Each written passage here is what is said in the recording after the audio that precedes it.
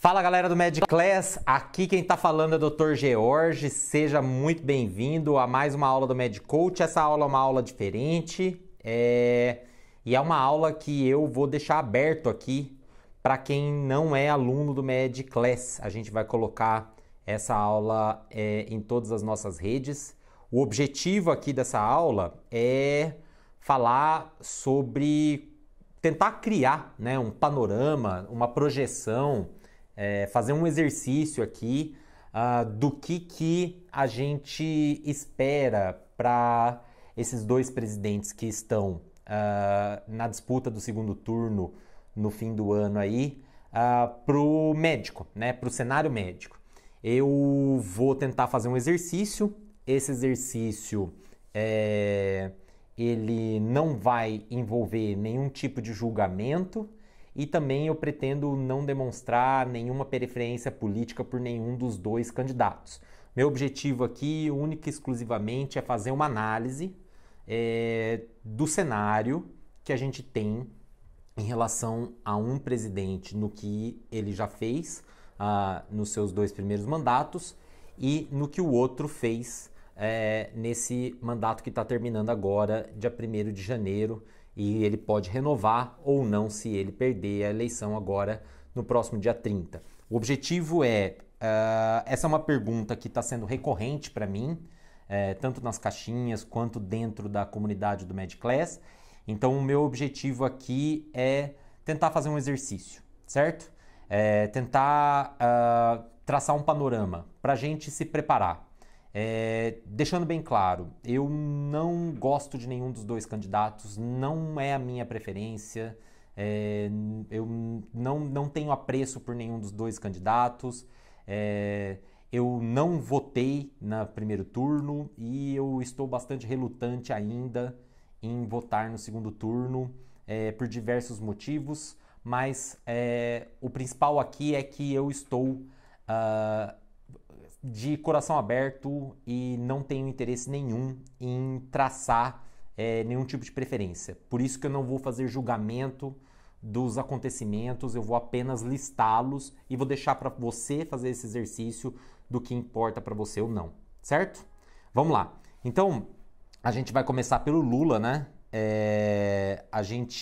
A minha ideia aqui é tentar listar alguns dos seus feitos na área da saúde, na área da formação acadêmica médica, na área da residência médica, todos os programas, vou tentar lembrar de tudo. É um exercício que eu pretendo fazer aqui, tanto aqui quanto no Bolsonaro, certo? Então, vamos lá. A primeira coisa que eu acho que o Lula fez, e aí quando eu estou falando Lula, eu estou falando todo o governo Lula/Dilma, né? Então eu estou listando aqui os acontecimentos de 2003 a 2016, né, até o impeachment. Meu objetivo aqui é tentar fazer todo o panorama para a gente ter histórico, para a gente. Então eu não estou fazendo, não estou me atendo a datas, não estou me atendo a quem fez e quem deixou de fazer. Meu objetivo aqui é listar os programas, listar os acontecimentos para a gente ter a oportunidade de saber, será que esse cara vai repetir isso aqui? Será que essa é uma tendência para nós médicos, né? Então esse é o meu objetivo. Será que essa é uma tendência para eu que sou estudante de medicina, para eu que sou residente, né? Então vamos lá. E de novo, não me importa se é bom ou ruim, se vale a pena ou não vale a pena, se eu gosto ou não gosto. O que importa aqui é a gente fazer um panorama e tentar mostrar o que aconteceu na realidade, né? O programa ele pode ter sido criado com uma ótima intenção, mas a realidade às vezes tenha se mostrado outra, tanto para um candidato quanto para outro, né? Então o objetivo é esse, certo? Então vamos lá. Lula. O Lula, ele criou um programa chamado Mais Médicos, né? Então, do que se trata esse programa? Ele tinha dois grandes fundamentos aqui. O primeiro fundamento era regionalizar e interiorizar a presença de médicos nas áreas que eram mais desassistidas. E foi criado um programa específico para esse profissional recém-formado e também foi criado uma oportunidade para médicos formados no exterior para vir trabalhar no Brasil E um dos grupos médicos que mais vieram para o Brasil eram médicos cubanos, tá? Os mais médicos, eles colocaram alguns milhares, algumas dezenas de milhares de médicos, tanto brasileiros quanto estrangeiros, em vários locais, né? E pelo que eu bem lembro, você tinha muitos médicos em várias cidades do interior, onde a única opção de saúde que aquela determinada comunidade tinha até então era apenas aquele médico ali. Era a única solução em saúde, né? Aí tem muita gente que argumenta, mas era médico cubano, é porque os caras não são médicos, eles são paramédicos. Mas era gente mal formada. Mas apoiava a ditadura de Cuba. Mas deixou gente brasileira mal formada entrar sem revalidação de diploma. Não importa. O que importa é que a gente tinha esse cara lá trabalhando. É um programa que fomentou a medicina em regiões onde eram historicamente desassistidas, e você deu a oportunidade para essas pessoas terem algum acesso à saúde. Eu acho que o programa foi mal concebido no contexto de que ele não teve uma hierarquia do ponto de vista. Esse cara ele não tinha um ponto de saída, ele não tinha um ponto de entrada. Se você olhar no detalhe, a forma como alguns médicos eram contratados realmente dava margem de dúvida e tudo mais. Mas você dava assistência em saúde, mesmo que precária ainda, porque um dos argumentos de quem era contra é que medicina é muito difícil se exercer sem estrutura, mas uma oportunidade ali de acesso à saúde para quem já não tinha nada era alguma coisa. Então foi isso que aconteceu. É um programa que, a meu ver, para um país do tamanho do Brasil, eu não acho de todo ruim, olhando retrospectivamente. O Bolsonaro, e eu lembro bastante sobre o que aconteceu logo quando ele se elegeu em 2019, ele cancelou os mais médicos. E na verdade ele não cancelou, né? Então ele simplesmente falou que ia reavaliar o esquema de contratação, o tal esquema de contratação que é bastante polêmico dos médicos cubanos, e ele disse que ia reavaliar mesmo antes da posse dele. E o que acontece é que Cuba, de um dia para a noite, mandou todo mundo de Cuba embora e trouxe esses médicos de volta, e foi isso. Nesses últimos 4 anos, não foi criado nada para assumir o lugar dos mais médicos, né?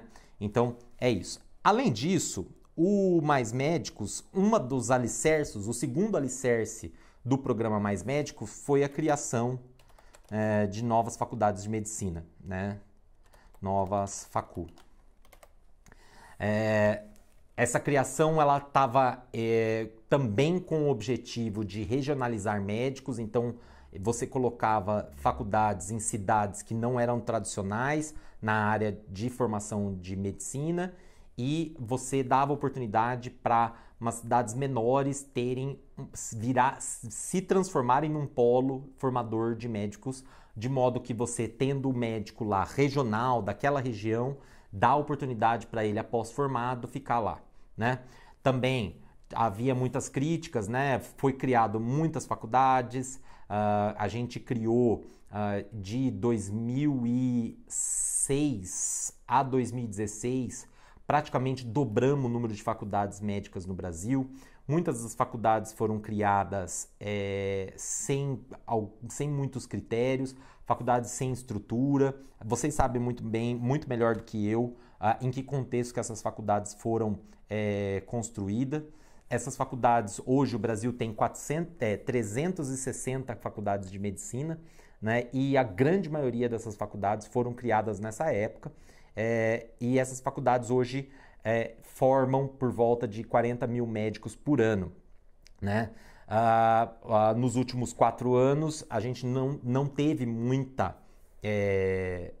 faculdade de medicina, novas faculdades de medicina, mas um dos alicerces do programa Mais Médico foi a criação dessas novas faculdades de medicina, certo? Um grande ponto do governo Bolsonaro foi a PANDES, né? Então, o evento do C19 foi um evento que colocou em teste todo o nosso sistema de saúde, né?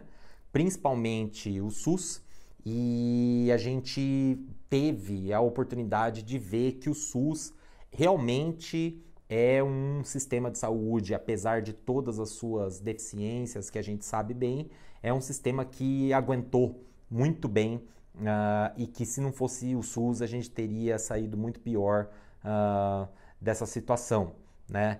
Dentro desse contexto, a minha impressão, também olhando retrospectivamente, eu acho que a forma como foi conduzida as políticas de saúde e as políticas de trabalho em relação ao médico e ao profissional de saúde foram, no mínimo, inadequadas, tá? Então, a forma como foi tocada o C19, né, no âmbito de cuidado ao profissional de saúde, a minha opinião é que foi inadequada, podia ter sido muito melhor, podia ter sido muito mais bem assessorado, e nesse contexto, é isso que aconteceu, né?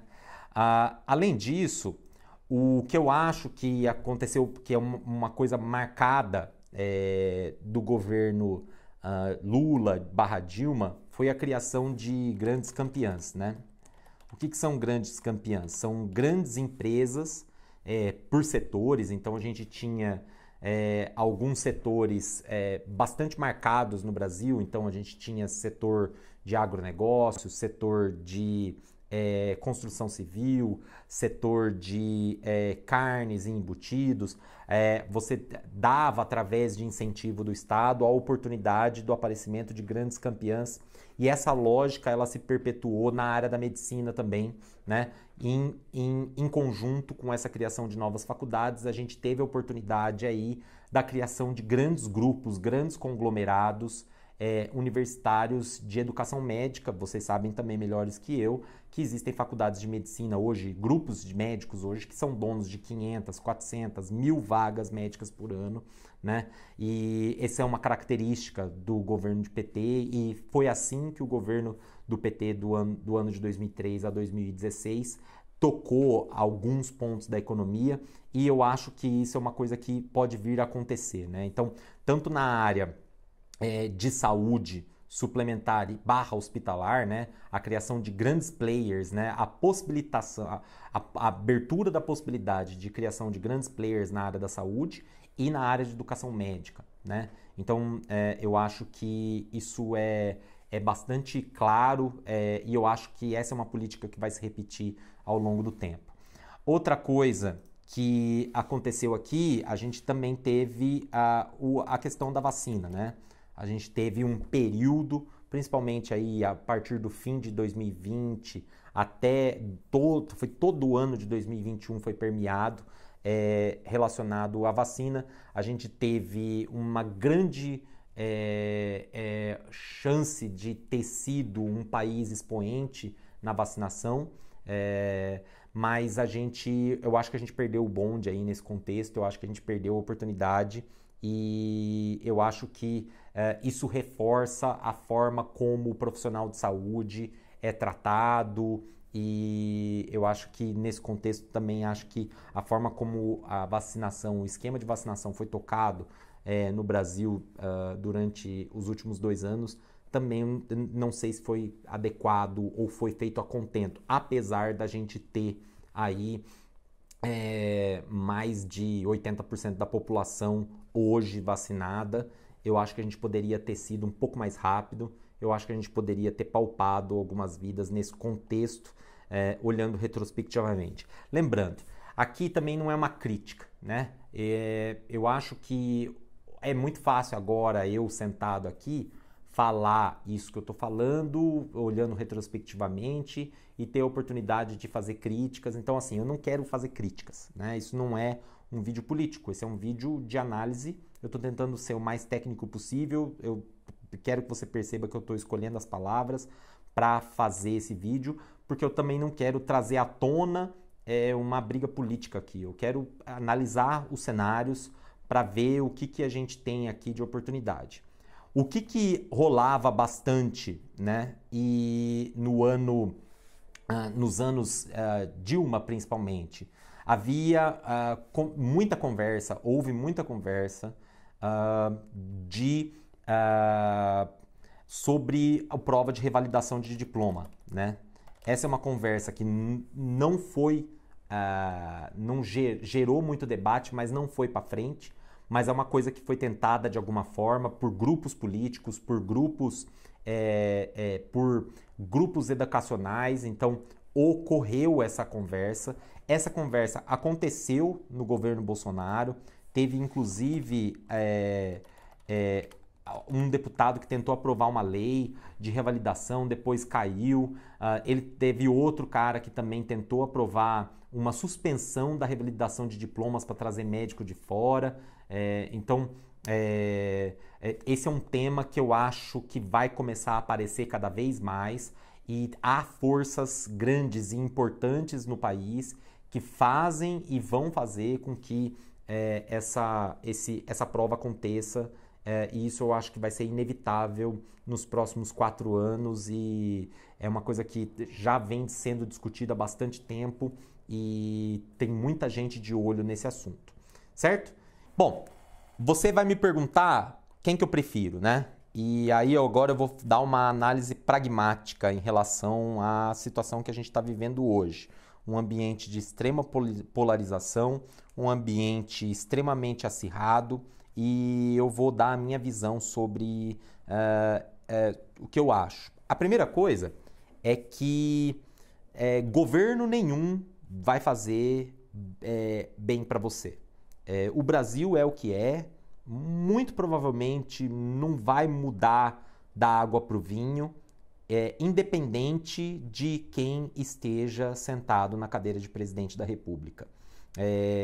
Eu já cansei de me frustrar em relação ao novo presidente e sempre essa nova sensação de renovação, que agora vai dar certo. Eu já me cansei de me frustrar, né? E a troca de presidentes, elas vem acontecendo com bastante frequência, né? Então a gente, nos últimos 4 anos, 5 anos, tivemos 3 presidentes, né?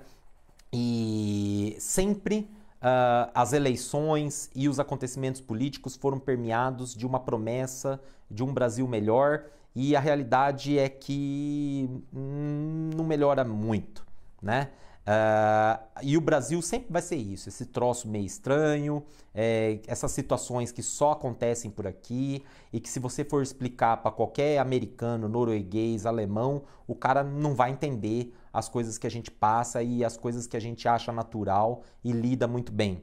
Nesse contexto, o que eu quero deixar claro para você é que o que importa é o indivíduo, né? Então o que importa é o que você faz por você mesmo, que é você conseguir controlar, né, as coisas que estão ao seu redor e as coisas que realmente estão sob sua responsabilidade. Então, antes de você lutar contra o fascismo ou lutar contra o comunismo, que são os dois motes, né, as duas visões antagônicas dessas duas forças políticas, antes disso, eu acho que vale a pena você fazer uma avaliação crítica sobre você mesmo. Será que eu estou sendo um cara que está estudando de verdade? Será que eu estou sendo um cara que está respeitando e honrando meus pais e estou honrando o tempo que meu pai e minha mãe estão gastando para pagar a minha faculdade ou para pagar a minha estadia aqui? Ou será que eu estou sendo um cara que está estudando de verdade, que eu estou realmente me dedicando para ser um bom médico? Eu acho que essa é a primeira pergunta que a gente tem que fazer nesse contexto, né? Eu sei que é uma visão muito simplista da coisa, mas é o que é, né? A minha responsabilidade é com a minha família,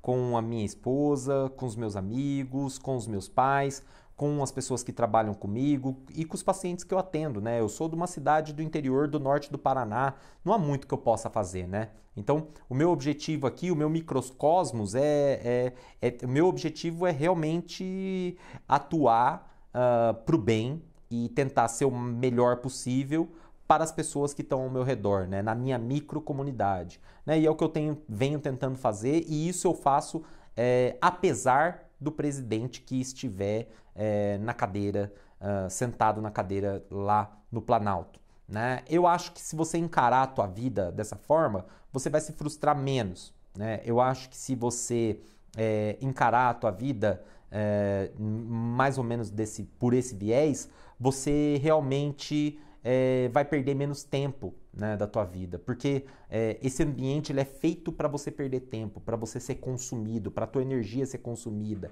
para você criar relações que sejam difíceis e intrucadas e que você cria conflito ao teu redor. E eu confesso para você que eu tenho tido uma vida muito melhor a partir do momento que eu me transformei num cara, até pode dizer de uma forma pejorativa, mas menos politizado. Eu acompanho menos política, eu sei menos do que está acontecendo, mas por contrapartida eu tento ser um pai melhor, um profissional melhor, um marido melhor, e eu acho que essa é uma forma legal de levar a vida e é uma forma em que eu não me arrependo nem um pouco. Então, nesse contexto, eu acho que o mais importante é o indivíduo. As grandes transformações, quem podem fazer é só você mesmo, né?